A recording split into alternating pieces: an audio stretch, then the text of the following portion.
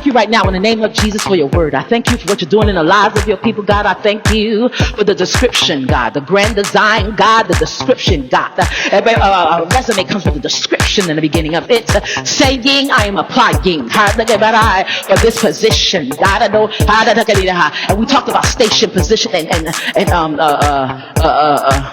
perception and condition before, didn't we?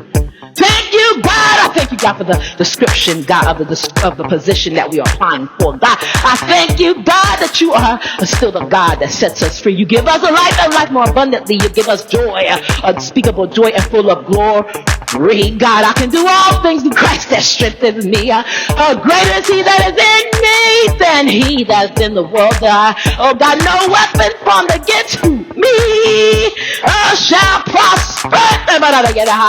He set me free and free indeed. He set me free and free indeed. He said, stand therefore in the liberty with Christ has made me free, and be not entangled again in the yoke of bondage. Hallelujah. He said, yet still in all these things I am more than a conqueror. He said, he says, because of your faith. For if you had the faith the size of a mustard seed, you would say to that mountain over there, be thou removed and cast yourself into the sea. God said, this shit you gotta get wet. To meet me at the wet. Meet me at the getting of the wet. Meet me at getting wet. Meet me, but if you come to my swim lesson, you're gonna get wet. Hallelujah. So I ask God that you touch your church and you walk up and down the corridors. God, bless everybody in the building. Bless every person that prays. Bless everybody that speaks. Oh God, and not just speaks from the pulpit, but speaks to one to another. God, let the word bounce from heart to heart, from breast to breast. God, evenly. Let there be a flow and a flowing. God, I know you're gonna do it. God, we trust you and we lean on you. We keep our eyes fixed on you, for you are the author and finisher of our faith. God, in Jesus' name, yeah, in Jesus' name, so big, in Jesus' name, so big, in Jesus' name, so big, in Jesus' name, so big, in Jesus' name, it is so, in Jesus' name, it is so, in Jesus' name, it is so, in Jesus' name, it is so, in Jesus' name, it is so, in Jesus' name, it's so, it is so. We count it as so, we count it as done. We say it's done. That's what amen means. We say it is so. God, amen, amen, amen. And I said again, amen. Thank you, God. When the enemy comes in, let's start over. Blessed is the man. I didn't say I was going to get quieter. Blessed is the man that walketh not in counsel of the ungodly, nor standeth in the way of sinners, nor sitteth in the seat of the scornful. I thank God that Lois was crazy. Because on one hand, she was beating me with her left hand, and on the right, she was handing me a Bible, said, memorize it. That was when she was saved. Then when my father left her, turned his back on her, she was just beating me.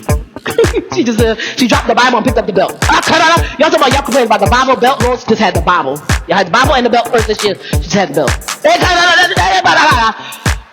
Thank God enough Bible had entered me that I would stay on the Lord's side and not by leaning to my own understanding, right? Had gotten enough word into me to know how to find a good Bible-based, Bible-believing church. I found the church. I found it. It was already there. I was a founder of it, but I found it for us. It was found. It was already there. There was already founders in it, but check this out. I found it for me, my cousins, my two cousins, and my little sister. Everybody that was younger than me, I found it for us. In that case, yes, I was a founder of it, right? Because if I find it, I don't know that we would have attended it. Though we were running across the street through bullets, right? And they're being called the dirty kids from across the street. Thank God I got that dirty, right? It's like I'll be that, but check this out. No weapon formed against me shall prosper. I can recite that and all of that. Y'all know what else I can recite? When the enemy comes in, y'all thought we wasn't going to go back to that.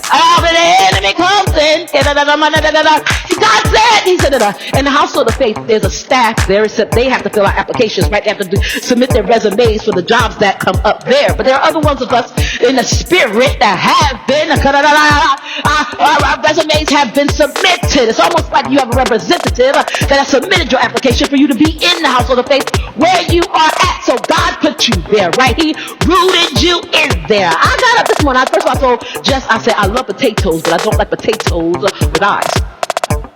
I said, the Bible says, oh, taste and see. It don't say oh taste and sees. I'm scared of potatoes. I am. I told y'all that before. I just told y'all why. I don't like stuff with eyeballs. How many eyeballs you got? Imagine if you had your friend calling you on the phone and say, I want to come over and talk. I want to chat with you. Okay, before you come over, how many eyeballs you got? I got chat. Because one is for a Cyclops, two for Jamie. But if you got any more than that, we talk from over with you over there. So potatoes have eyes. But could it be because the potatoes have eyes? The eyes are what go in the ground with the potato, right? When the potato's growing, the potato's picked, it's picked with its eyes, isn't it? So could it be it's the eyes of the potato that causes it to stay rooted and grounded underneath in the roots? Because those are the roots, right? So that the eyes are the roots. So the eyes cause the potato to stay rooted and grounded. Oh, taste and see first. But about taste and see, it says that eyes cause the potato to stay rooted and grounded. So it will not find itself on top of a dry land, scorched, on thorny ground, on stony ground, or dead.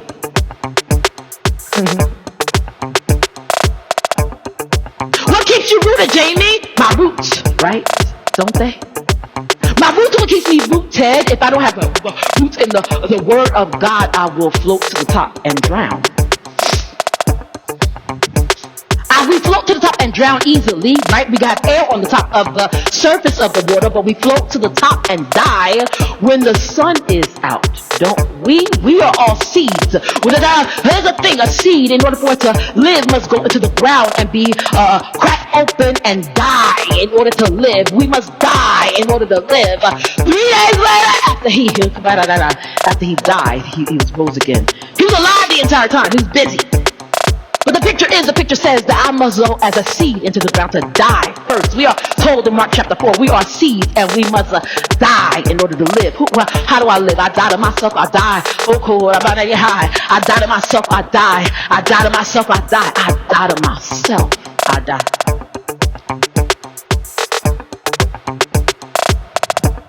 Blessed is the man that walketh not in the counsel of the ungodly, nor standeth in the way of sinners, nor sitteth in the seat of the scornful. Here's the thing, I said, standeth in the way of sinners. I remember reading it as a kid, and I said, standeth in the way of sinners. Oh, he's standing in their way, he's fighting them. No, he's not. See, Jesus is the way, the truth, and the light. And I said, God, help me walk in the way. If I'm walking in the way and the light guides me, keeps me from walking outside of the way. Right? That's why the other way that the seed dies is it falls to the wayside. In order for you to live, you must be in the way, not the wayside, not the side of the way. You cannot be on the side of the way. You must be in the way. In the way, the truth, and the light. I must be in the way. You gotta be directly in it. Otherwise, you get scorched by the sun. The S-U-N will scorch you. If the S-O-N is not guiding you. That's what that's saying, right? So I gotta be in the way, and I don't need to be in his way. Let him operate the way that the way walks to. Don't get in and try to be a mini Jesus or whatever, the Holy Spirit Junior. In order for you to see God move in your life and get done what he wants to get done, let the way, the truth, and the light get it done the way that he wants to.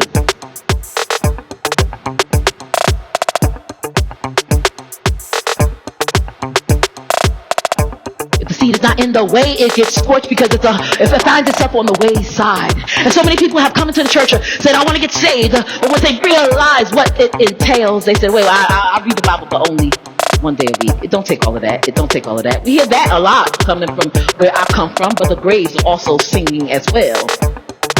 Screaming now, where I come from. You know the song they singing? Another body! Oh, another body! That's right. Another body. That's what happens when we try to be on the wayside instead of standing in the way, right? Because if that was not the case, then those that fell to the wayside would still be alive. But the wayside gets you death, but the way gets you life, and life more abundantly. Free and free. Indeed. Now I get doubles. Of everything. Joy unspeakable and joy full of glory. I get mercies when I wake up, but I also get new mercies. Lamentations 3:23 with way. But here's the thing. thing. I'm gonna try to I had to delete this already because it was too much for y'all to grasp. Right? A lot has happened in the past 2 days. God gave me a word yesterday, and when He gives you a word, it's always too big for you. So He gave me the word here, and I started praying it. And then when I got to my household of faith, I waited for an answer to it. I waited for God to bring word to say to confirm it to me through somebody else. A lot of us are waiting for God to confirm through other people, and God said, not this year.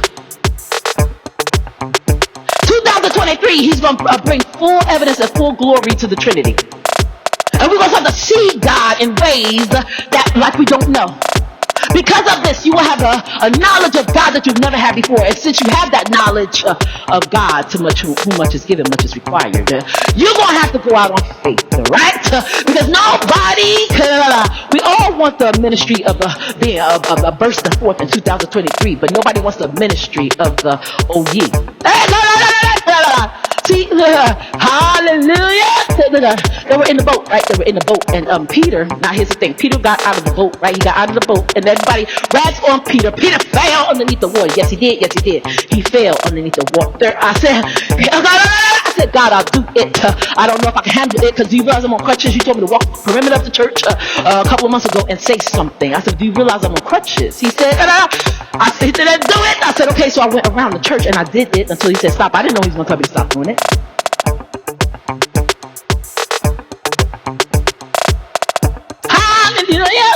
So since I went ahead and did it, right, I had to be sure that the only reason why I was upset about the crutches situation, I would have done it before. I've done it plenty of times to other churches, but I would have done it now that it's at the crutches. I said, God, you realize I'm on crutches. That doesn't inhibit my anointing. Do the crutches inhibit my anointing? Because if the crutches inhibit and prohibit me from doing what God has for me, then the crutches will inhibit and prohibit me from getting the blessings that I desire. Well, David did not want to bring the Ark of the Covenant back after the two priests. The first two priests had died because they did not treat it right. He sent it to Obedeedom's house. Obedeedom. That sounds like a seasoning, don't it? Obey season. That's why it sounds a little bit like obey season to me. I don't know, it has that feeling. Obedeedoms. Where you going? I'm going to give you some Obedeedoms. Obedeedoms what? Obedeedoms chicken. What? But it just sounds like it should be a thing. Obedeedom. Okay, so he took it to Obedeedom's house, and Obedeedom had this threshing floor, right? A threshing floor. Now I said, why do Obedeedom got a threshing floor? And I saw it in his house.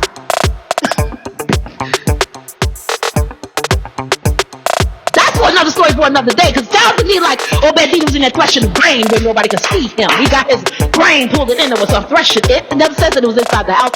Did it, Jamie? I said, if it did, could I thresh my grain? Get my breadsticks, get my crumbs, get my stalks of grain, get my loaf of bread, get my sandwich. Eat fresh from Subway, just like that. They got different types of bread, don't they? Get mine in my house. Can't I get it in my house? Why do I have to go to church to get the bread? Get the bread and the bread from the man of God. Can I get the bread in my house? Hallelujah.